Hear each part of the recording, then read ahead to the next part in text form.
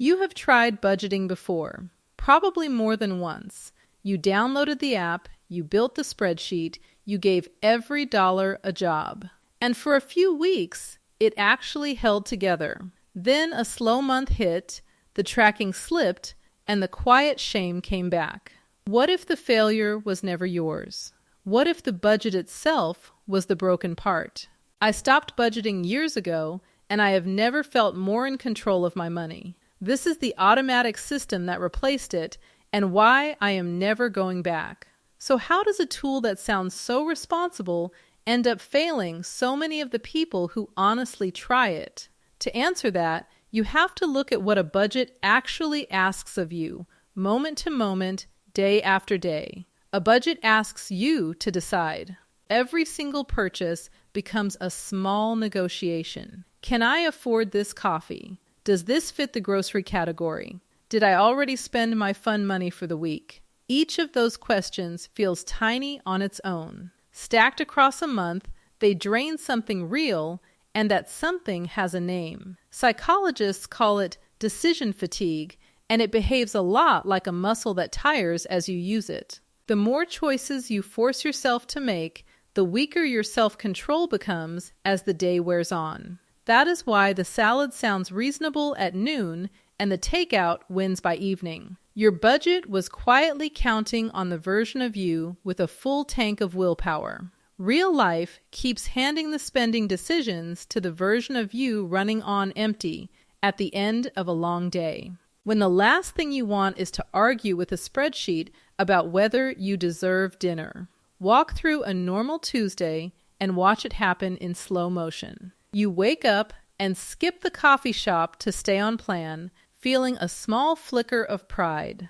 By midday, you talk yourself out of the lunch you actually wanted and eat something cheaper, spending a little willpower to do it. An afternoon meeting runs long, a headache settles in, and a coworker suggests ordering in. By the time the food question finally arrives that evening, you have already made 100 small acts of restraint, and there is simply nothing left in the tank. So you order the expensive thing, and then you quietly feel like a failure for it. Your budget did not lose because you are irresponsible.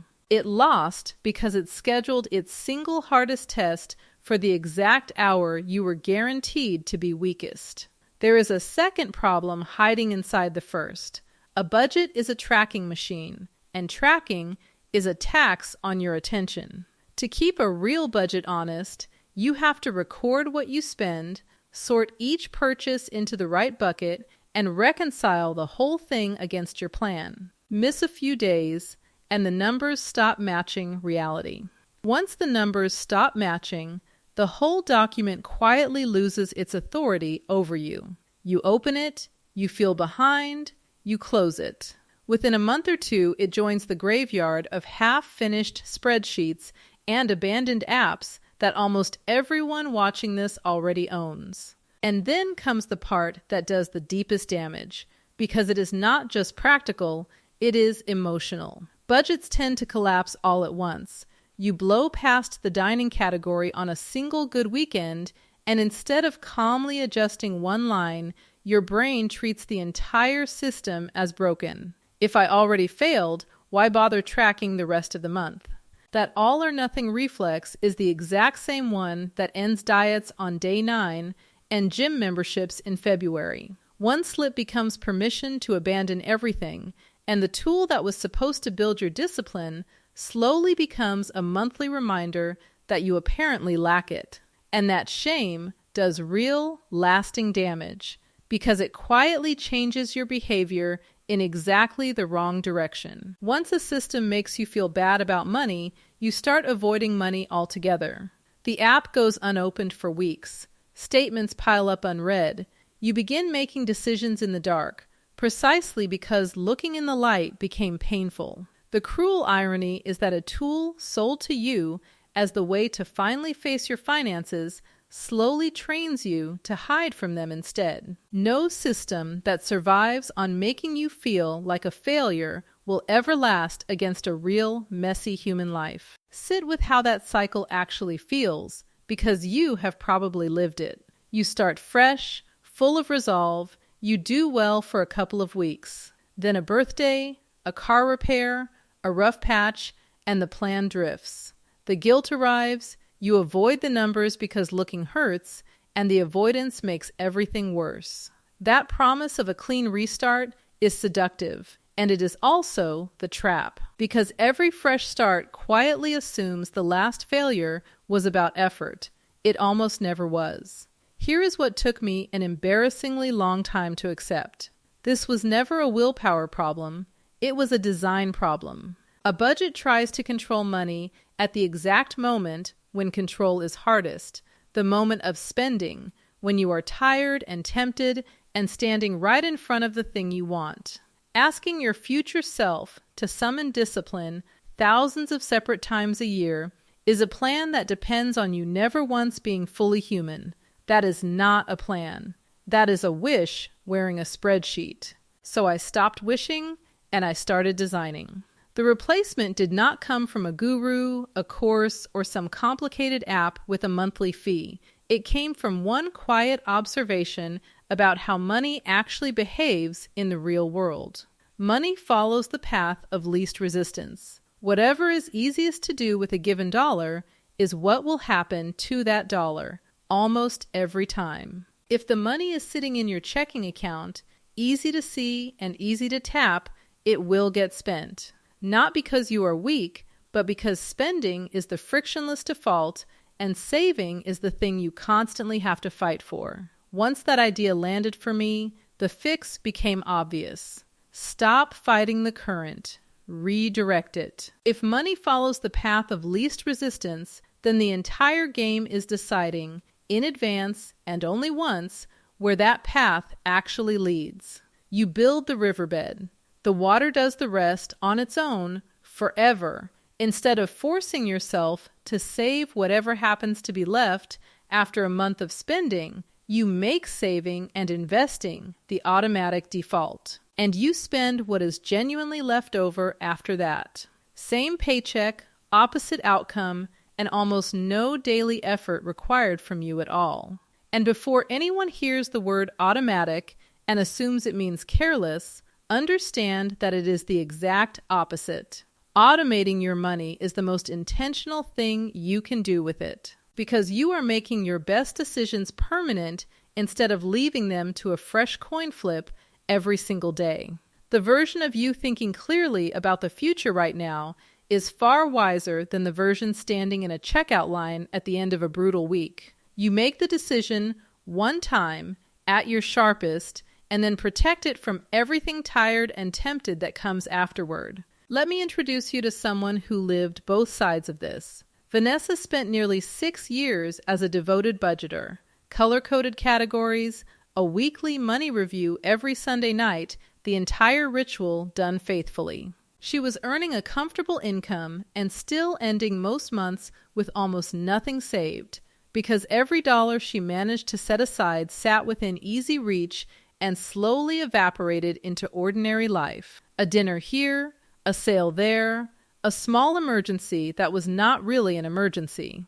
When she finally scrapped the budget and built an automatic system instead, her savings rate roughly tripled inside a single year. She did not suddenly develop superhuman discipline. She simply removed the need for any. There is a real and underappreciated difference between managing your money and designing how it moves, and almost no one is ever taught the second one. Managing is exactly what a budget asks of you. It is active, ongoing, and it genuinely never ends, because next month the entire job resets and you start pushing the same heavy boulder up the same hill again.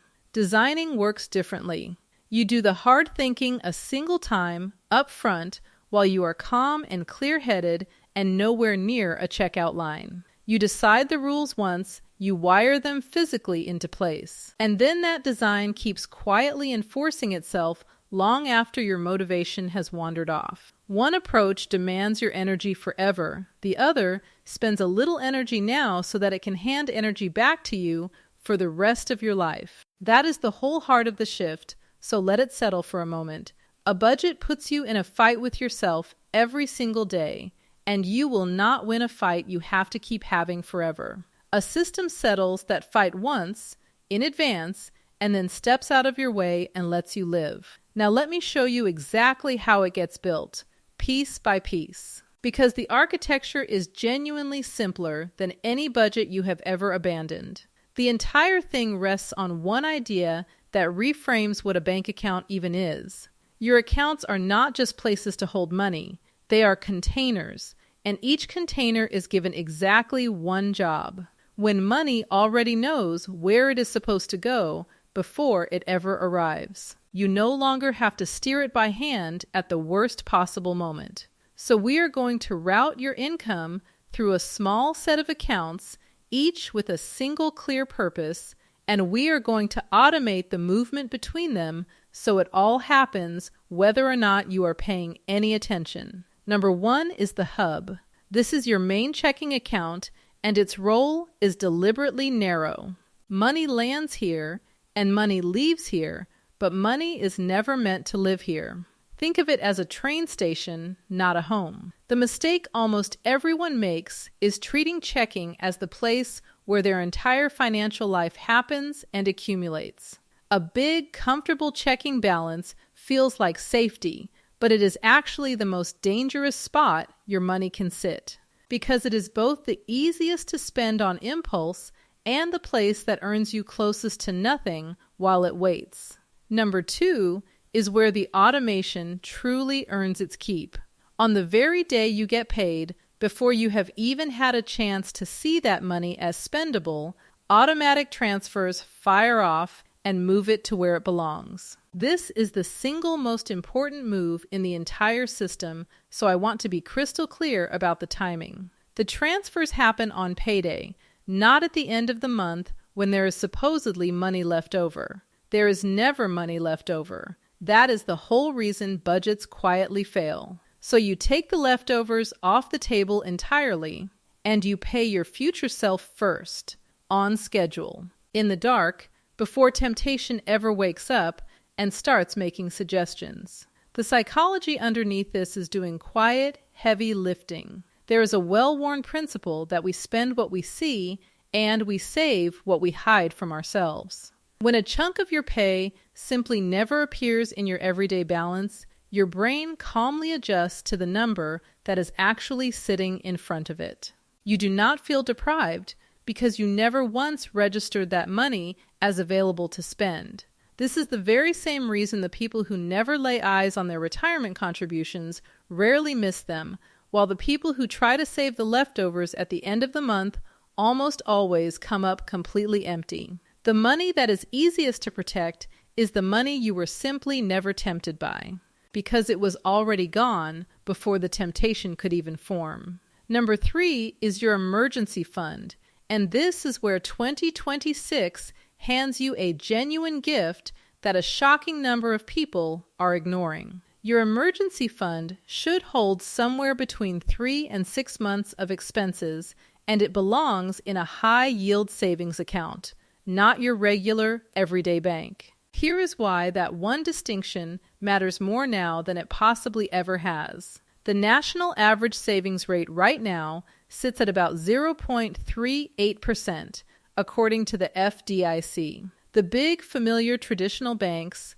the household names you already recognize, very often pay you a single hundredth of a percent, which rounds off to basically nothing. A strong high-yield savings account today pays somewhere in the neighborhood of 4%, fully insured, exactly as safe as the account paying you crumbs. The 3 to 6 month range is not arbitrary, and it is worth understanding why it exists. That cushion is the thing standing between an ordinary setback and a genuine crisis. A surprise car repair, an unexpected medical bill, a sudden gap between jobs. With a real emergency fund already in place, those events become merely annoying instead of catastrophic, and just as importantly, they do not force you to reach for a credit card at a punishing interest rate. That is the quiet second job of this container. More than savings, it is the wall that keeps one bad month from snowballing into a whole year of expensive debt. Aim toward the 3-month end if your income is steady, and lean closer to 6 months if your pay swings or if other people depend on you. Let me make that abstract gap painfully concrete, because it is almost offensive once you look closely at it. Malik keeps $25,000 as his emergency fund, which is a responsible thing to have. Left sitting at the national average rate, that money earns him about $95 over an entire year. Moved into a high-yield account, paying near 4%, that exact same $25,000 earns him roughly $1,000 in the same year. Same money, same safety, same instant access whenever a real emergency strikes. The only difference between those two outcomes is which container he happened to choose. For years, he was quietly handing back $900 annually for the simple crime of never switching where his savings lived. And there is a quieter, sharper reason this matters so much at this specific moment. Inflation, as of the most recent reading, U.S. inflation is running at about 4.2%, the highest it has been in roughly 3 years, pushed up hard by an energy shock. So money sitting in that big bank account earning 0.1% is not politely standing still and waiting for you. It is actively shrinking. $10,000 left completely idle at the national average earns you around $38 in interest across the year, while inflation quietly strips away close to $400 of what that same money can actually buy. Doing nothing with your cash is not a neutral, cautious choice anymore. Doing nothing is a slow leak, and right now the water is rising faster than usual. And here is the part that should make you a little angry, in a useful sort of way. Fixing this takes a single afternoon. Opening a high-yield savings account is a short online form. It involves no hard credit check, and you can usually link it straight to your existing bank in just a few minutes. There is no penalty for switching and no clever catch buried in the paperwork. That $1,000 a year is not locked away behind some trick or some minimum you can never meet. It is sitting right there, waiting for anyone willing to spend 20 quiet minutes moving their savings somewhere that actually respects it. Now let me show you how these containers connect into one flow, because the order they run in matters as much as the containers themselves. Think of it as a waterfall. Your paycheck lands at the top, in the hub, and spills downward in a fixed sequence you set up only once. The first pour goes to your future, into investing and retirement, because that is the part ordinary life will always try to skip. The next tops up your emergency fund until it is full. After that, the bills container receives exactly what it needs for the month ahead. A little then trickles into each of your sinking funds for the big expenses down the road. And only after every one of those jobs has been fed does whatever remains land in your spending account, already cleared and already yours. Every paycheck runs that identical waterfall in the same order, so the important things are always handled first and the fun money is guilt-free by the time it reaches your hands. Number 4 is your bills container, and this one exists to kill a very specific and very familiar kind of anxiety. You take your predictable monthly obligations, rent or mortgage, utilities, insurance, the handful of subscriptions you actually use, and you route a set amount into an account whose only purpose in life is to pay them. When the bills draft automatically from a dedicated pool built just for them, 2 good things happen at once. You stop accidentally spending your rent money on a fun weekend, and you stop lying awake wondering whether a payment is about to bounce. The money for obligations and the money for living become physically separate, held in different places, so they can never quietly borrow from one another behind your back. There is a small psychological gift buried in this separation too. When your rent money physically lives somewhere other than your spending money, a healthy balance in your everyday account can finally tell you the truth. It means you genuinely have room to spend. Not that you are one tap away from overdrawing an obligation you forgot was coming. So much of the low-grade money stress people quietly carry is really just uncertainty. Not knowing, at any given glance, which of these dollars are already promised to something else. Separating the accounts erases that uncertainty almost entirely, and the steady calm that replaces it is worth even more than the interest you pick up along the way. Notice what we have already quietly replaced.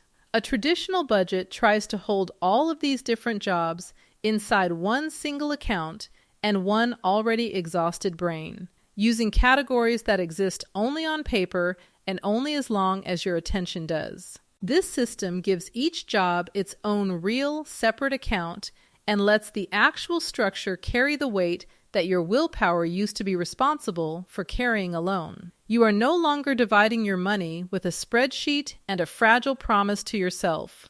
You are dividing it with real, physical walls that do not care whether you are motivated today. If this is already making your money feel calmer just hearing it laid out, take a moment to subscribe, because I break down this exact kind of practical, current, no-nonsense system every single week. And this next part is where the whole thing stops being about safety and quietly starts building real, lasting wealth. All right, so here is where the system shifts gears entirely and starts working on your future instead of just your present. Number 5 is the investing pipe, and it is the part that budgeting almost never manages to reach, because by the time a budgeter has tracked and stressed and scraped and felt guilty, there is rarely anything left over to actually invest. Automation completely flips that order. Investing moves right to the front of the line, funded automatically on payday alongside everything else, long before ordinary life gets a chance to spend it for you. The very first stop in that investing pipe is your workplace retirement plan, the 401k, and specifically the employer match if you are lucky enough to have one. When your company matches your contributions, that match is not some nice little bonus. It is a piece of your actual pay that you only receive if you reach out and grab it.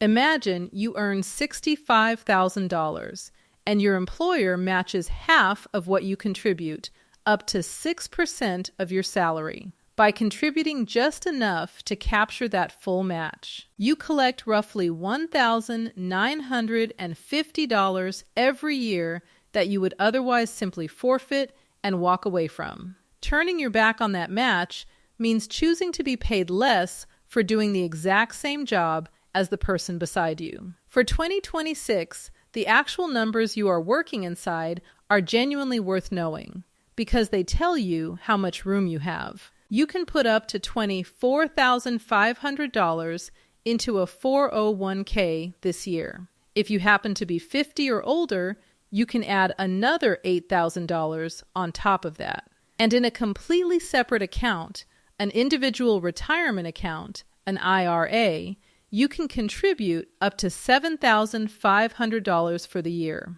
Almost nobody watching this will hit those ceilings, and that is perfectly fine. The ceilings were never the goal. The point is simply that the room exists, and automation is how you actually grow into it over time without ever consciously feeling the pinch. Here is the small mechanic that makes retirement saving feel painless instead of heroic. You set your contributions as a percentage of your pay, and then you let them fire off automatically from every single paycheck. Because that money never once touches your checking account, you never actually experience it as a loss or a sacrifice. Nora spent years insisting, with total sincerity, that she simply could not afford to invest anything. She started by automating just a small slice of each paycheck straight into a simple, boring index fund inside her retirement account. She barely noticed any difference in her daily spending life. A year later, she looked up and had thousands of dollars invested that she had been completely certain never existed. The money was always there. Her old budgeting system just kept letting it slip through her fingers before it could ever be caught and put to work. And that finally brings us to the last container, which might honestly be my favorite of all of them, because it is the one that sets you free. Number 6 is your guilt-free spending account. After the automatic transfers have already fed your future, protected you against emergencies, and covered every one of your bills, whatever is left over flows into an account that is yours to spend, completely with zero tracking and zero guilt attached. This is the exact piece that budgeting could never once give you in all those years. When the important money has already been handled on autopilot before you even woke up, then every remaining dollar in your spending account is pre-approved by design. You want the dinner out with friends. Buy it. You do not log it, you do not categorize it, and you do not apologize to a spreadsheet afterward. The system already made the responsible choice on your behalf hours ago, so the spending itself becomes joyful instead of anxious. Step back and look at what this structure quietly does to the 3 things that killed every budget you ever built. The willpower problem disappears, because the one genuinely hard decision now happens a single time when you set up the transfers, rather than thousands of times at the register. The tracking tax disappears too, because the accounts sort the money for you and there is nothing left to reconcile. And the sudden collapse disappears entirely, because there is no fragile document left to abandon in a moment of frustration. A bad weekend can only ever drain your spending account, which was always meant to be drained anyway. Your future keeps getting funded no matter how wild your Saturday night decided to get. Now, I can already hear the objection forming in your head, because it is the same one nearly everyone raises at this point. What if my income is irregular? What about freelancers, tipped workers, commission earners, anyone whose paycheck swings wildly from one month to the next? This is exactly the situation where the system quietly outperforms a rigid budget instead of buckling under the pressure. Because your allocations are set as percentages rather than as fixed dollar amounts, they flex automatically with whatever you actually earn. A big month pushes more into every container down the line. A lean month sends proportionally less. The underlying structure holds steady either way without you touching a thing. Terrence learned this lesson the hard way first, and then the easy way. Working as a freelance designer, his income could genuinely double from one month to the next, which made any traditional fixed budget almost comical to attempt. A budget built around a good month became pure fantasy the moment a slow one arrived. So he added one small, clever piece to the system. Every single payment from a client first lands in a plain holding account, and from there, a fixed percentage automatically flows to taxes, another percentage to his future, another to his bills, and whatever remains becomes his to actually use, instead of anxiously guessing every month. He simply lets each new deposit sort itself according to the rules he set once. His genuinely chaotic, unpredictable income now feeds a perfectly steady and calm system. The chaos lands at the top and never once reaches the structure underneath. There is one more real-world wrinkle worth handling carefully, because it is the exact thing that sinks people who otherwise believe they are doing everything right. Irregular expenses. The annual car registration, the holiday season in December, the insurance premium that arrives as one single ugly yearly bill. These are the quiet surprises that blow budgets apart, because a monthly plan conveniently pretends they do not exist right up until the month they suddenly, painfully do. The system diffuses them ahead of time with something called a sinking fund, which is really just a slightly fancy name for a very simple habit. You take that big annual cost, you divide it evenly across all 12 months, and you automatically set aside a small piece each month into its own dedicated container, so the full amount is quietly waiting and ready long before the bill ever shows up at your door. Delia used to genuinely dread December every single year, watching 1 month of celebration reliably turn into 2 full months of financial recovery afterward. Now, a small automatic transfer feeds a dedicated holiday container all year long, a tiny bit at a time, completely invisible inside any single paycheck. By the time the season finally arrives, the money is simply already there, already saved, already entirely hers to spend without a shred of guilt. The expense that used to feel like a yearly ambush quietly became just another line that funds itself in the background. That is really the whole pattern across this entire system if you zoom out.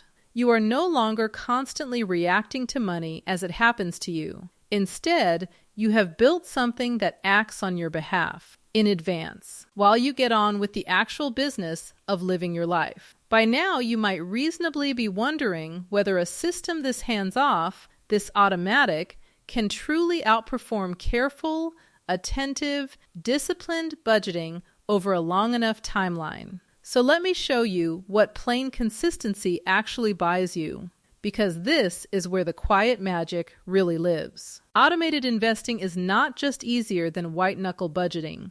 It is dramatically more effective over time, and the reason is simple.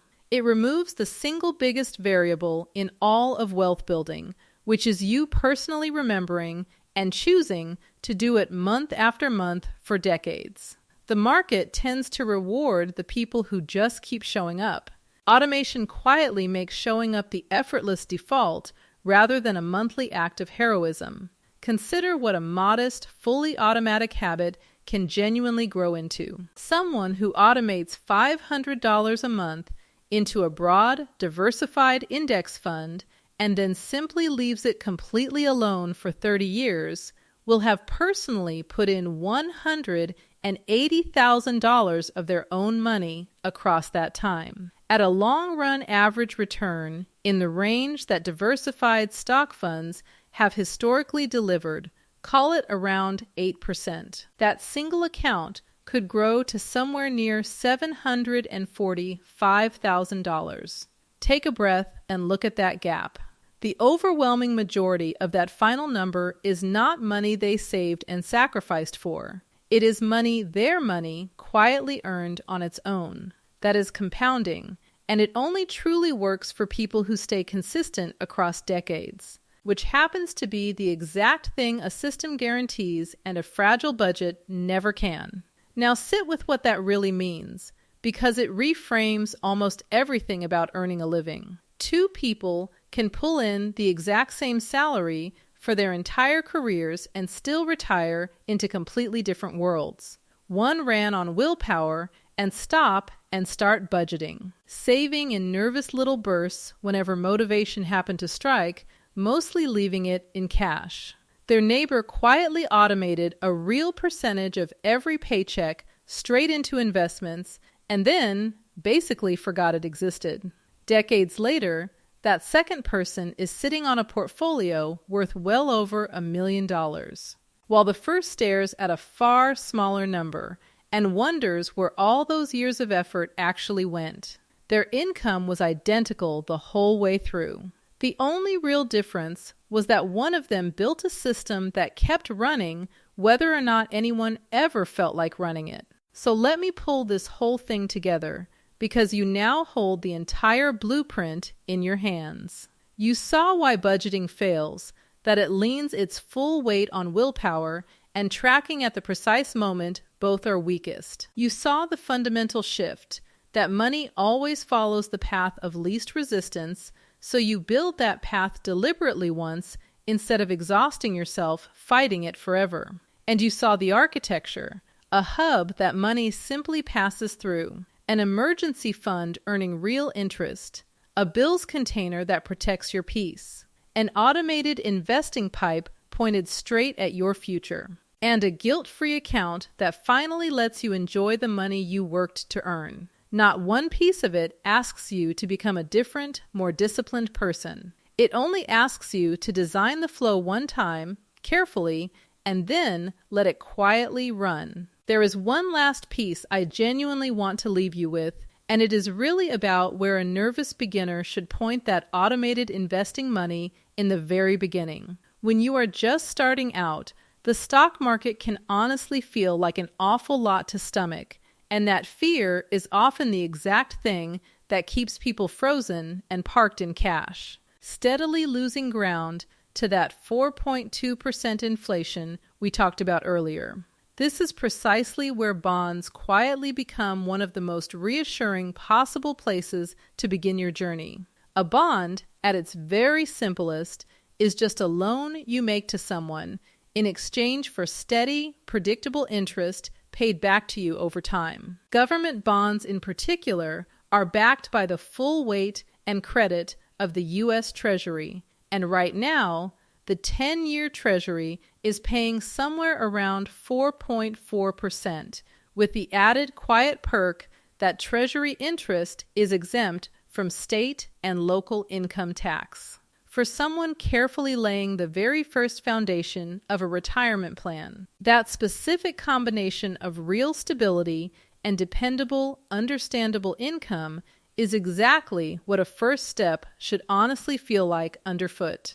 Bonds are not going to make you wealthy overnight, and they were never designed to. What they genuinely offer instead is solid ground, a calm and comprehensible place to let your new automated system start doing its patient work while you slowly build the confidence to reach for more down the road.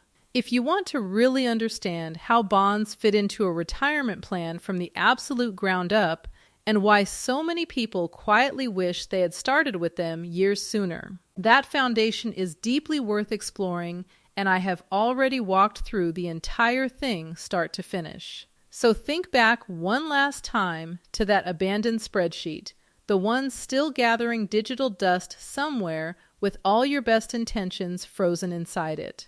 You do not need a slightly better version of it. You do not need more raw discipline or a stricter app, or yet another hopeful fresh start every single January. What you need is a quiet structure that reliably does the right thing without ever once asking for your permission. On payday, in the background, whether you are watching closely or not paying any attention at all. Build the riverbed one time. Then let the water find its own way home. That single shift is what finally set me free from the guilt and the tracking and the endless restarts, and it is sitting right there, ready to do the very same thing for you.